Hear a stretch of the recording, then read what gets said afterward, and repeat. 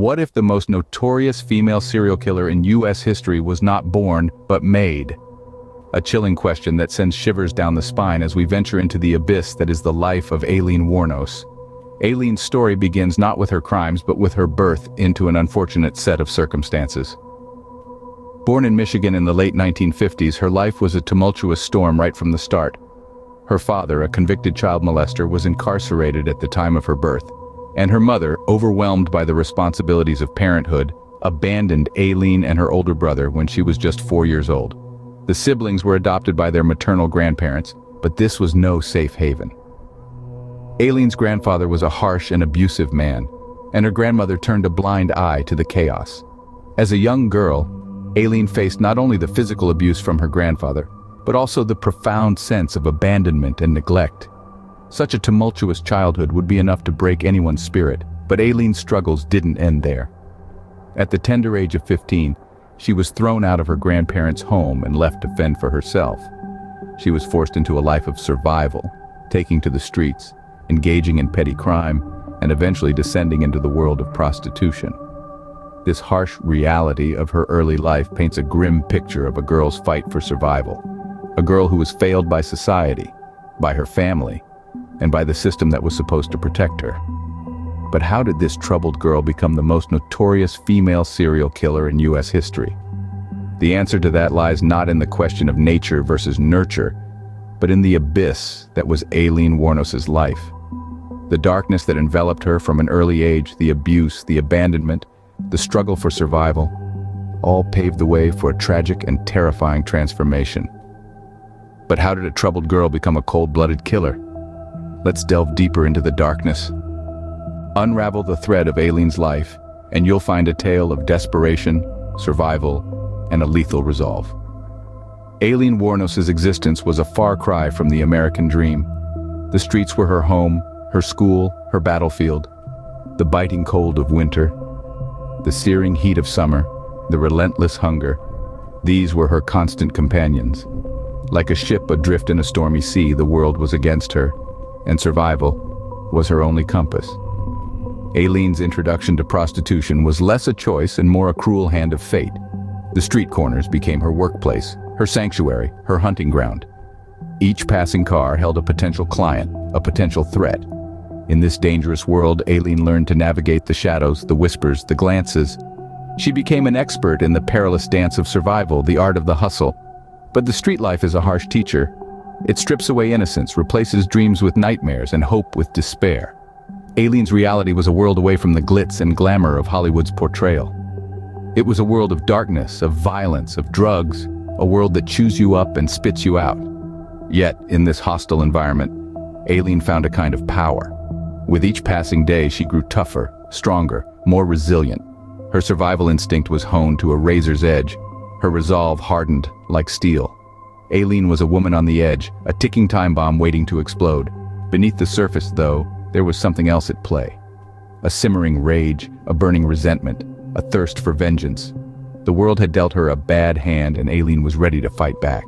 She was ready to take control, to seize her destiny, to write her own story. The stage was set, the actors ready, and Aileen's deadly dance was about to commence. In the world of shadows and secrets, Aileen Wuornos took her first life. That was just the beginning. As the year of 1989 dawned, so did a dark chapter in the annals of crime. Aileen Wuornos, a woman with a troubled past, began a horrifying killing spree that would span across 2 years and claim the lives of 7 men. Each crime, committed with a cold-blooded ruthlessness, painted a chilling portrait of a killer seemingly devoid of remorse. Her victims were men, middle-aged and older, who had the misfortune of crossing paths with her. They were picked up along the highways of Florida, their lives snuffed out in a brutal fashion before their bodies were unceremoniously discarded. The brutality of these crimes struck fear into the hearts of the public, a wave of terror that rippled across the Sunshine State. As the body count grew, so did the mystery. Who was this faceless predator preying on unsuspecting men? The fear was palpable, the questions many and the answers few. The killing seemed random, the motive unclear, and the identity of the killer unknown. The only common thread was the chilling efficiency with which each life was taken, a grim testament to the killer's ruthlessness. The reign of terror reached its peak with the murder of the 7th victim. a trucker named Walter Antonio. His lifeless body was found in a remote, wooded area, stripped of dignity and life. The horror of this final act marked the end of the killing spree, but the fear and mystery surrounding these murders lingered. The name Aileen Wuornos would soon become synonymous with these heinous crimes. Her actions would send shockwaves through the world, forever branding her as one of America's most notorious female serial killers. 7 men met their end at the hands of Aileen, but was she truly the monster she was made out to be? In a twisted tale of justice, Aileen Wuornos found herself in the spotlight. Her life laid bare for the world to see. The woman, who had once lurked in the shadows, was now center stage, the subject of a media frenzy that would consume the nation. The year was 1990, and Wuornos was apprehended in a biker bar, a fitting conclusion to her tumultuous journey. Arrested for crimes of unimaginable horror, she was thrust into the unforgiving glare of the justice system. The trial that followed was a spectacle like no other. The prosecution painted a picture of a cold-blooded killer, while the defense argued that Wuornos was a victim, a product of a lifetime of abuse and neglect. As the trial unfolded, Wuornos herself became a paradoxical figure. Her chilling confessions and erratic behavior fascinated and repulsed the public in equal measure. Was she the victim of a cruel and indifferent society, or a monster who had willingly embraced her dark side? In the end, the jury decided. Wuornos was found guilty and sentenced to death. The verdict, however, did little to quell the storm of public opinion. Some saw it as a triumph of justice, others a tragic failure of empathy. In the years that followed, Wuornos languished on death row, a grim reminder of the macabre tale that had gripped the nation. Her story was told and retold, dissected and analyzed, but the truth remained elusive, shrouded in layers of complexity. Then, in the early dawn of October 9, 2002, Aileen Wuornos was executed by lethal injection. The woman who had once haunted the highways of Florida was no more. Yet, her death did not bring closure. Instead, it only deepened the enigma that was Aileen Wuornos. Aileen Wuornos was no more, but the mystery and horror of her life echoed in the minds of many. Her story, like a chilling ghost tale, would continue to haunt us, a stark reminder of the darkness that can lurk within the human soul. In the end, who was Aileen Wuornos? A victim of her circumstances or a cold-blooded killer?